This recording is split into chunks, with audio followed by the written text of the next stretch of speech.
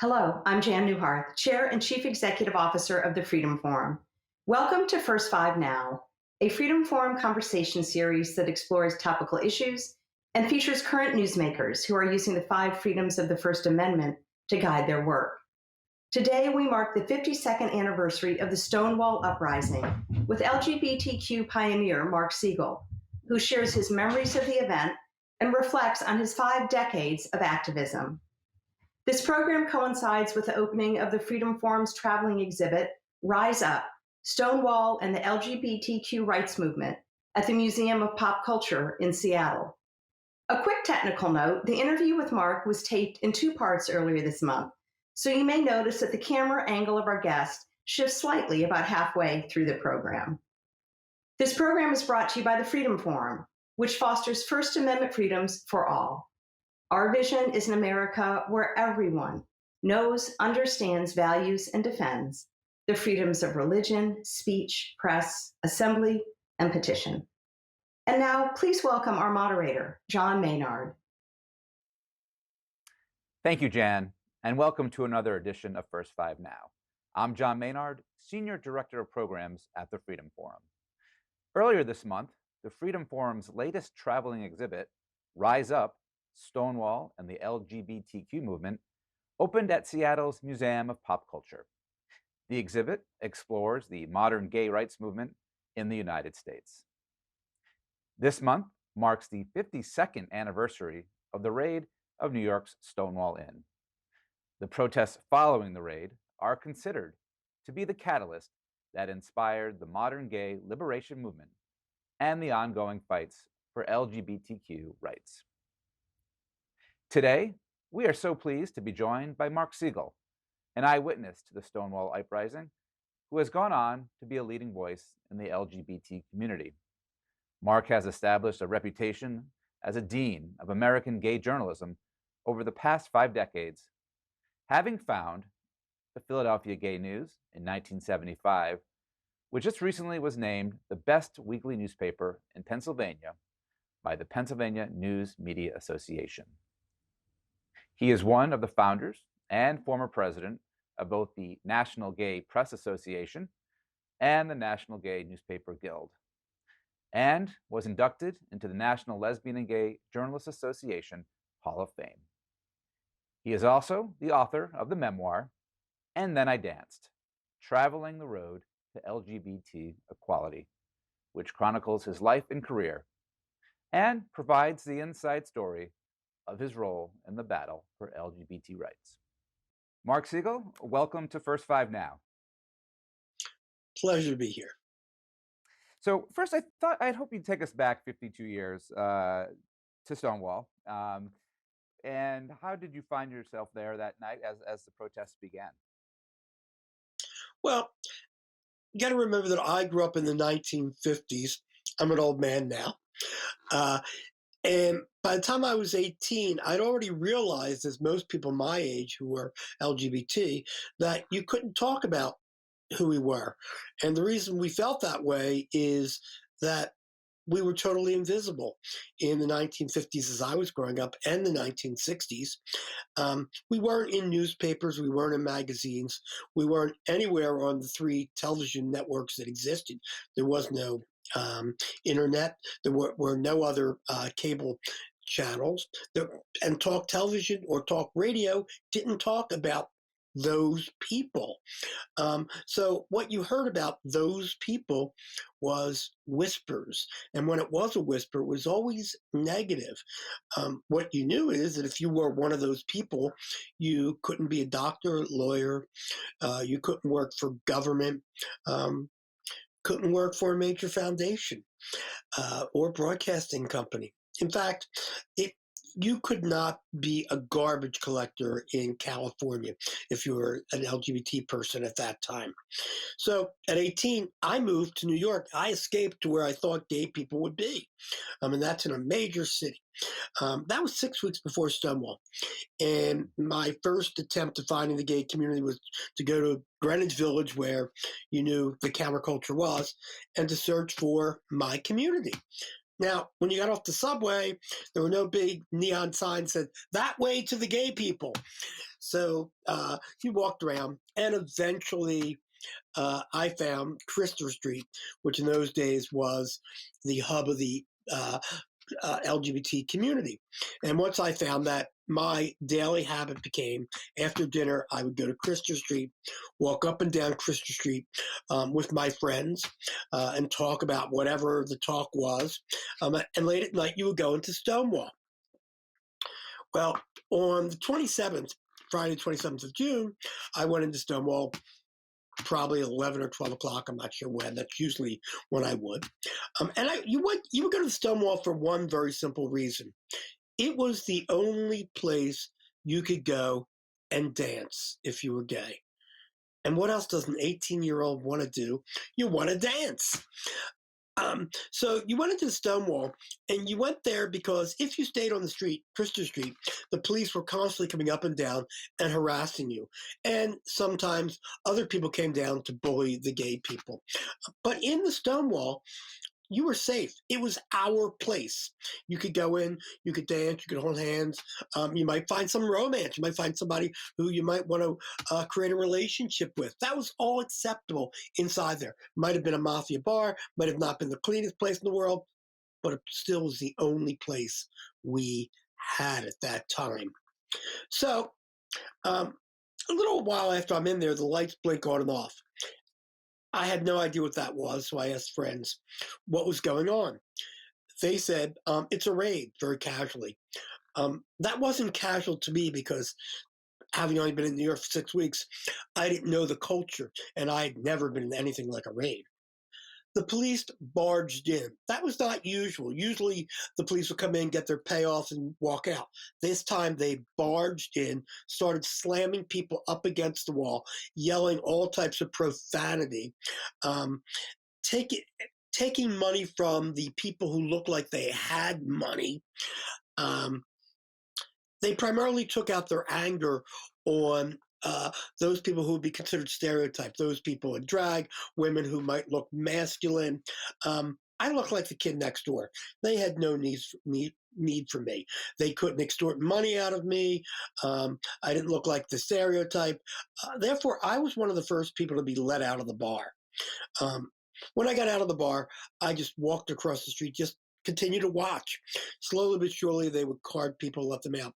And I wasn't the only one. At that point, many, many people started just sticking around.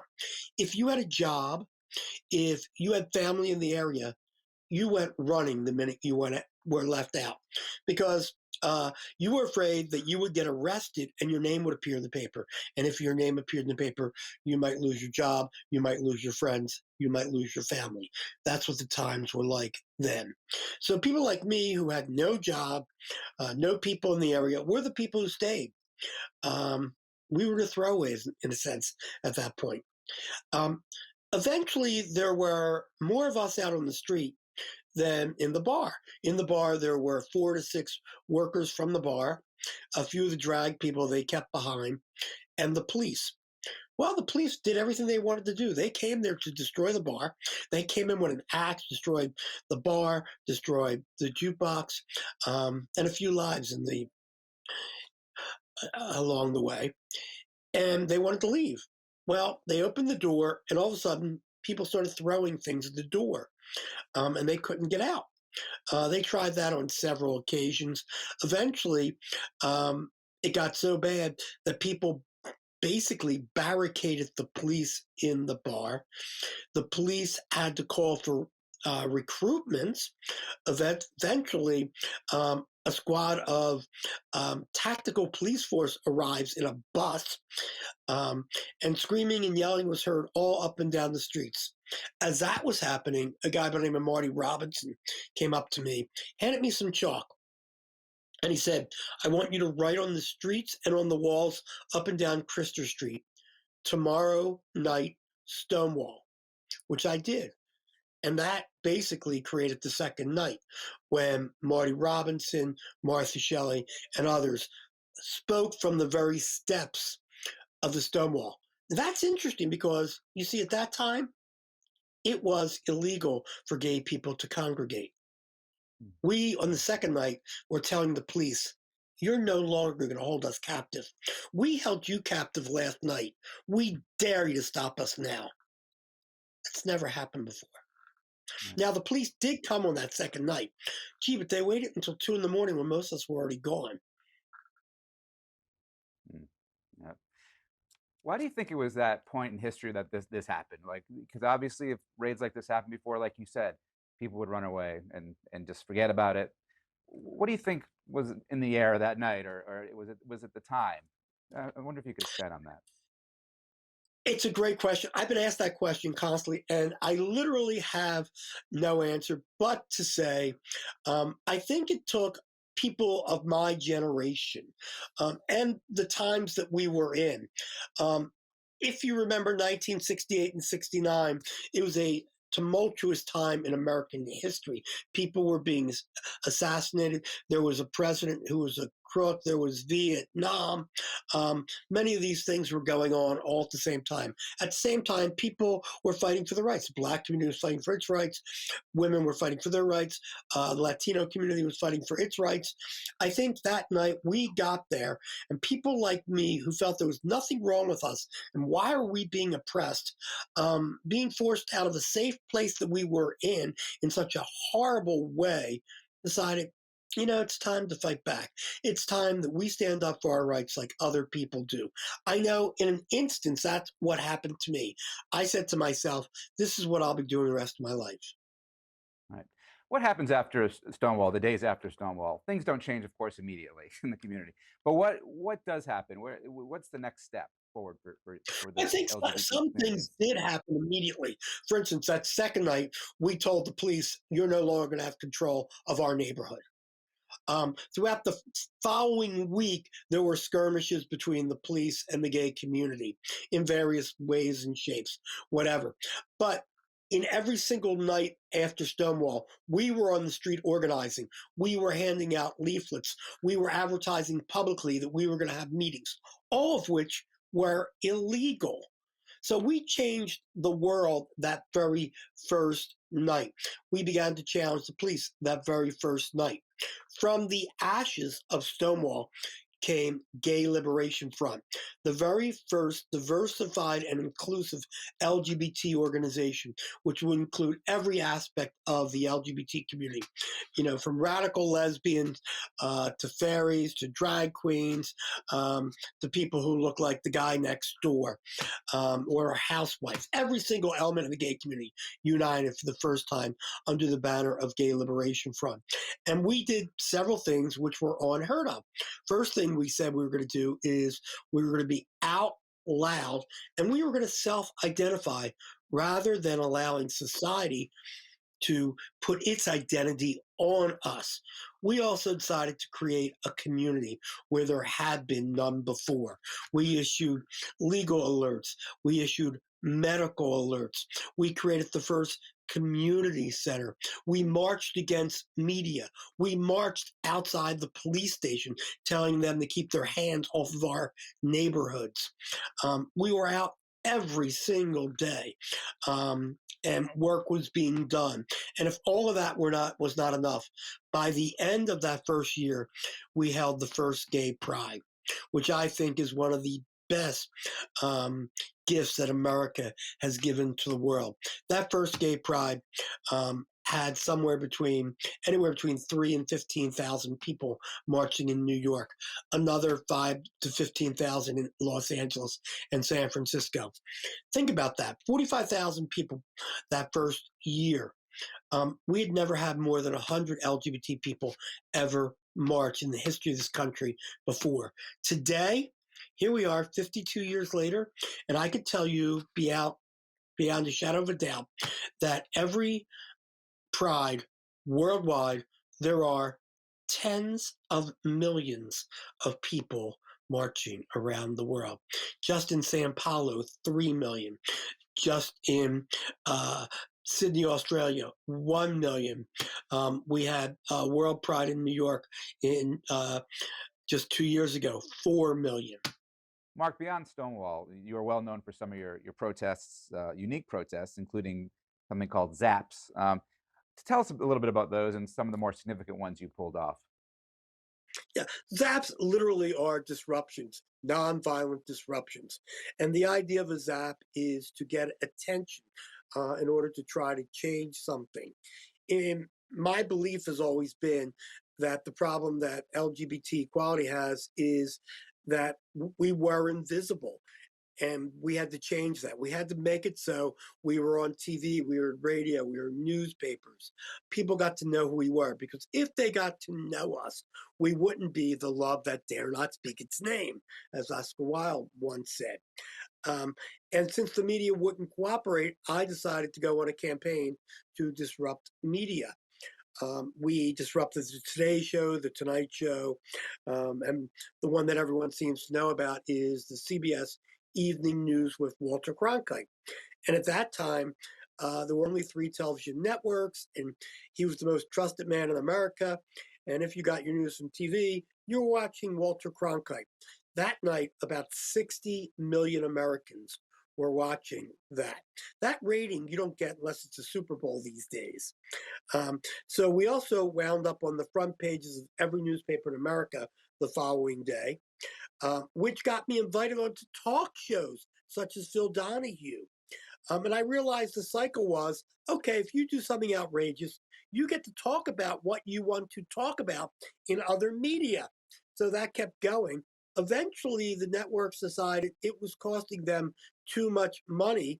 So ABC under Abe Weston was the first to sign an agreement that they would no longer censor LGBT people. Then NBC, and then CBS.